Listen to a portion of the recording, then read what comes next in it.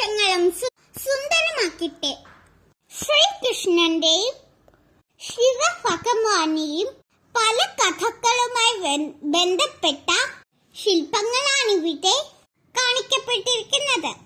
പാലാഴി കടഞ്ഞെടുക്കുന്നതിന്റെ പ്രസ്തുത ശില്പങ്ങളാണ് പ്രമുഖമായി വെച്ചിരിക്കുന്നത്.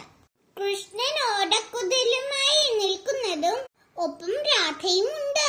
ശ്രീകൃഷ്ണ ഭഗവാൻ ഗോവർദ്ധനമല തന്റെ ചെറുവിരൽ കൊണ്ട് ഉയർത്തുന്നതും തന്റെ പ്രജകൾക്കും പക്ഷി മൃഗാദികൾക്കും അഭയം നൽകുന്ന കഥയുമുണ്ട്. ഇന്ദ്രപൂജ നൃത്യത്തിന്റെ ഭാഗമായി കോപിഷ്ഠനായ ഇന്ദ്രൻ വിന്ദ്രവരത്ത് കടുത്ത മഴയും കൊടുങ്കാറ്റും പെയ്പ്പിച്ച് ജനങ്ങളെ കഷ്ടത്തിലാക്കിയിരുന്നു. ശ്രീരാമനും ലക്ഷ്മണനും ഹനുമാനും അങ്ങനെ ഓരോരോ കഥയ്ക്കാസ്പദമായ രൂപങ്ങളാലാണിവിടെ വർണ്ണിക്കപ്പെട്ടിരിക്കുന്നത്. വസുദേവനെയും ദേവകിയെയും തടവിലാക്കിയതും തന്റെ 8ാമത്തെ പുത്രനായ ശ്രീകൃഷ്ണനെ സംരക്ഷിക്കുന്നതും ഇതിൽ പ്രതിപാദിക്കുന്നുണ്ട്.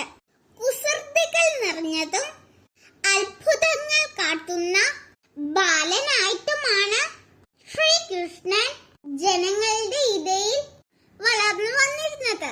കൃഷ്ണ കഥകളുമായി ബന്ധപ്പെടുന്ന ഒരുപാട് കഥകൾ ഇവിടെ മനസ്സിലാകത്തക്ക രീതിയിലാണ് വെച്ചിരിക്കുന്നത്. തമിഴ്നാട്ടിലെ രാമേശ്വരത്തിനടുത്തായിട്ടാണ് കാണപ്പെടുന്നത്. വെണ്ണ തിന്നുന്നതും കുറുമ്പ് കാണിക്കുന്നതും കണ്ട് മാതാവ് ശകാരിക്കുന്നതും എല്ലാം ഇവിടെ നമുക്ക് മനസ്സിലാക്കാൻ കഴിയുന്നു. കാളിയ മർദ്ദനവും കാളിയന്റെ പുറത്തു നിന്ന് ശ്രീകൃഷ്ണൻ നൃത്തം ചെയ്യുന്നതും നമുക്ക് കാണാൻ പറ്റും. പല ഐതിഹ്യ കഥകളും ഇവിടെ കൊച്ചു കുട്ടികൾക്ക് പോലും